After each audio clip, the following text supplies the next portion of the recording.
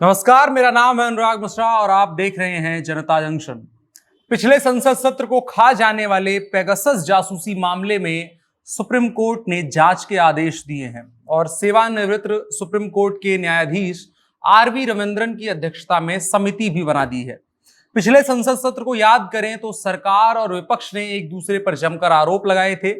सरकार पहले अन्य मुद्दों पर बहस करना चाहती थी, उसके बाद पेगासस मुद्दे पर बात करने का प्रस्ताव रख रही थी, जबकि विपक्ष सबसे पहले पेगासस का मुद्दा उठाना चाहता था। और विपक्ष लगातार सरकार पर आरोप भी लगा रहा था कि सरकार जासूसी के मुद्दे पर जानबूझकर बात नहीं करना चाहती और सरकार इस मुद्दे से भाग रही है। इस पूरे मुद्दे की शुरुआत से लेकर के और आज तक क्या कुछ हुआ, इसको कुछ सवालों के जरिए समझने की कोशिश करते हैं। सवाल जो होंगे उनमें यह होगा कि पेगासस क्या है, पेगासस कितना खतरनाक है, सरकार इसका इस्तेमाल कैसे करती है, और आखिरी में सवाल कि क्या इसका असल में इस्तेमाल किया गया था, किया गया तो किन के लिए किया गया, क्यों किया गया, और साथ ही जो सुप्रीम कोर्ट ने जांच का आदेश दिया है उसमें क्या कुछ शामिल है और क्या कुछ रिजल्ट आने की हम उम्मीद कर सकते हैं उस जांच से। तो सबसे पहला सवाल कि पेगासस है क्या। पेगासस इजराइल की एक कंपनी एनएसओ का स्पाईवेयर प्रोडक्ट है, यानी कि जो लोगों को फोन में सेंध लगा करके उनकी सूचनाएं निकाल सकता है, और ये नेटवर्क इंजेक्शन की तकनीकी के तहत काम करता है। नेटवर्क इंजेक्शन को सरल भाषा में समझें तो ये बिना किसी बेस ट्रांसीवर स्टेशन, मतलब बिना किसी अपना कोई असली नेटवर्क बनाए, ये आपके फोन में एक पैरेलल नेटवर्क की तरह काम करता है। इसका अपना टावर होता है, नकली टावर होता है, लेकिन जो सेलुलर टावर की बिल्कुल कॉपी होता है, और उसको फर्जी मोबाइल टावर भी कहते हैं। और इसके दायरे में आने वाले सभी फोन को अपने सिग्नल तक ये खींच कर ला सकता है, उनको कंट्रोल में ले सकता है। साथ ही जो पेगासस बनाने वाली कंपनी है वो अगर चाहे तो नकली टावर की जगह जो असली सेलुलर टावर लगाए गए हैं कंपनियों को द्वारा, उनको भी कंट्रोल में ले करके आपके फोन में घुस सकता है, जिसके जरिए आपके फोन में जो कुछ भी है, जैसे फोटो, आप किससे बात करते हैं, कहां जाते हैं, कहां आते हैं, क्या करते हैं, सभी चीजों की जानकारियां वो निकाल सकता है। अब इसी में अगला सवाल उठता है, इसी जवाब से अगला सवाल है कि अगर वो जानकारियां निकाल सकता है तो कितनी सेंसिटिव, कितनी संवेदनशील जानकारियां निकाल सकता है और ये कितना खतरनाक हो सकता है। तो इसका एक सरल सा उत्तर है कि अगर आप पेगासस की जद में हैं तो आप अपनी ही सूचना देने का जरिया, दूसरे को अपनी सूचना देने का जरिया खुद अपने साथ अपना स्मार्टफोन लेकर के चल रहे हैं। ये आपके हर कॉल के बारे में जानकारी रख सकता है, आपके फोन में मौजूद मीडिया फाइल, कोई भी दस्तावेज, SMS, email, social media message आदि सबकी जानकारी रख सकता है। साथ ही अगर आप कुछ भी ऑनलाइन कर रहे हैं जिसमें पासवर्ड सेव करते हैं, कॉन्टैक्ट लिस्ट होती है, आप क्या करने जा रहे हैं, किस तारीख को क्या करेंगे, लोग कैलेंडर में सेव करके रखते हैं, उसकी भी जानकारी ये निकाल सकता है। साथ ही अगर चाहे तो आपके फोन के कैमरे और माइक पर भी नियंत्रण हासिल कर सकता है, या जो कुछ भी, इसको सरल भाषा में समझें तो जो कुछ भी आपका है उस फोन के जरिए वो सब कुछ पेगासस का है। तो खतरे का अंदाजा आप खुद ही लगा सकते हैं। अब अगला सवाल कि सरकार इसका इस्तेमाल कैसे करती है या भारत में इसका इस्तेमाल कैसे किया जा रहा है। अब अगर पेगासस की पेरेंट कंपनी एनएसओ ग्रुप की वेबसाइट पर देखें तो उनके मुताबिक कोई भी सरकार इनके प्रोडक्ट का इस्तेमाल कर सकती है, और यह सिर्फ सरकारों को ही अपना स्पाईवेयर बेचते हैं।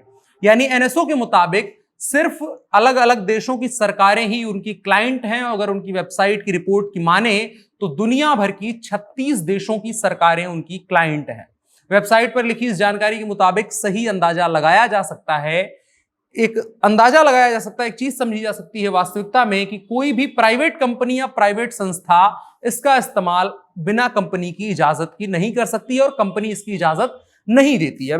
अब बहुत बड़ा सवाल आता है, प्रमुख सवाल आता है कि क्या भारत सरकार इसका इस्तेमाल करती है, और अगर करती है तो किन के खिलाफ करती है, किन चीजों के लिए करती है।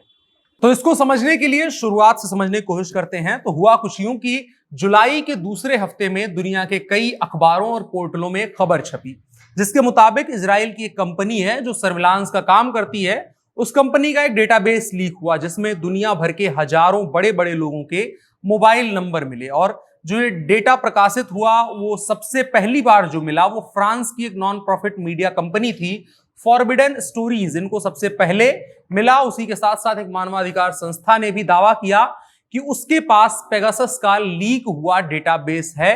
उस कंपनी का नाम एमनेस्टी इंटरनेशनल था। फिर इसके बाद इन दोनों ने ये डेटा दुनिया के कुछ बड़े बड़े मीडिया हाउसेस के साथ शेयर किया, जिसमें द गार्डियन, वॉशिंगटन पोस्ट जैसे बड़े बड़े अखबार शामिल थे। भारत में द वायर नाम की वेबसाइट को भी ये डेटाबेस मिला, इसको दिया गया और इस इन्वेस्टिगेशन का नाम दिया गया पेगासस प्रोजेक्ट। फिर उसके बाद उन लोगों के नाम निकल करके सामने आए जिनके नंबर इस डेटाबेस में थे और यहीं से सारी बहस शुरू होती है।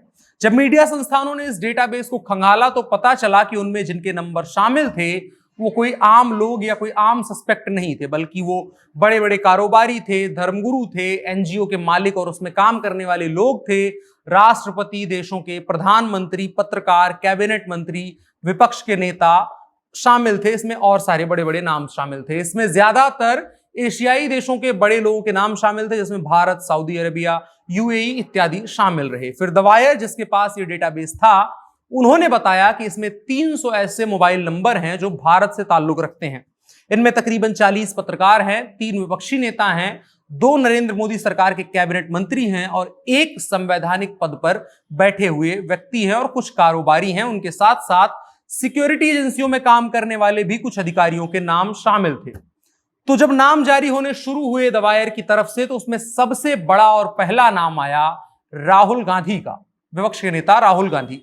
द वायर के मुताबिक राहुल गांधी के 2 मोबाइल नंबर इस लिस्ट में सस्पेक्ट के तौर पर शामिल थे। इसके अलावा राहुल गांधी के कुछ करीबियों के नंबर भी शामिल थे जिनके नाम नहीं सार्वजनिक किए गए। फिर इसके बाद चुनावी रणनीतिकार जो पहले भाजपा के साथ काम कर चुके थे, फिर कांग्रेस के साथ काम कर रहे थे, प्रशांत किशोर, उनका भी नाम सामने आया। साथ ही भारतीय जनता पार्टी के 2 मंत्रियों का नाम भी सामने आया। पहला नाम सूचना और प्रौद्योगिकी मंत्री अश्विनी वैष्णव का था, जो अभी नए नए मंत्री बने थे। उसके अलावा मोदी सरकार में राज्य मंत्री प्रहलाद पटेल का भी नाम शामिल था, जो गुजरात से आते हैं। प्रहलाद पटेल के तकरीबन 18 करीबियों के नाम भी इस लिस्ट में शामिल बताए गए हैं। इनमें एक नाम पूर्व चीफ जस्टिस रंजन गोगोई का भी था। हालांकि पूर्व चीफ जस्टिस रंजन गोगोई का नाम इस तरह से नहीं शामिल था कि उनको सस्पेक्ट बनाया गया हो, बल्कि उनके आसपास उनसे जुड़े हुए कुछ लोगों के नाम शामिल थे। इसके अलावा the Hindu, Indian express, India today से जुड़े हुए कुछ पत्रकारों के नाम भी टारगेटेड लिस्ट में शामिल थे।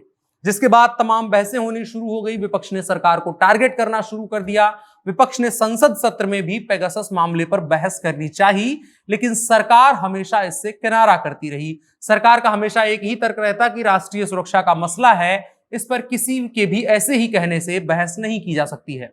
पूरा का पूरा संसद सत्र बर्बाद चला गया। कुछ दिनों पहले ही संसद सत्र को खत्म कर दिया गया। उस सत्र में जिनमें कई महत्वपूर्ण बिंदुओं पर चर्चाएं और फैसला होनी थी, किसान बिल भी उसी में से एक था, लेकिन सरकार और विपक्ष दोनों पेगासस मुद्दे पर अड़े रहे। सरकार बहस से बचती रही और विपक्ष लगातार हंगामा करता रहा कि इस पर बहस होनी चाहिए।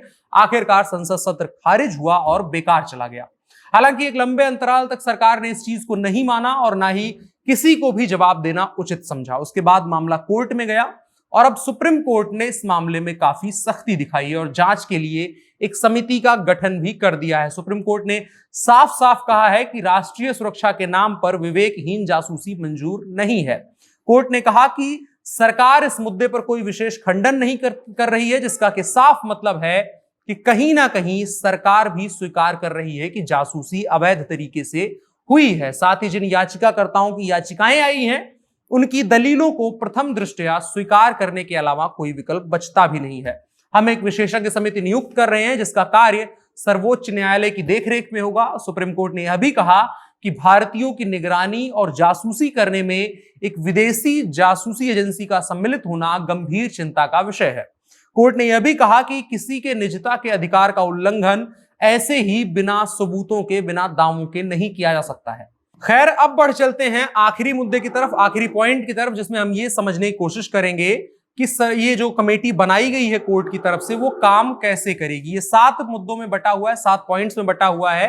7 लिमिटेशंस हैं कि ये कमेटी इन दायरों में रह करके काम करेगी। सबसे पहला है, जिस सवाल का जवाब ढूंढने की कोशिश करेगी ये कमेटी कि क्या स्पाईवेयर के पेगासस सूट का इस्तेमाल भारतीय नागरिकों के फोन या अन्य उपकरणों पर स्टोर किए गए डेटा तक पहुंचने, बातचीत सुनने या जानकारी को इंटरसेप्ट करने या किसी अन्य उद्देश्य के लिए किया गया था। तो स्पाईवेयर जो है पेगासस, इसका उद्देश्य ढूंढने की कोशिश करेगी पहले मुद्दे में।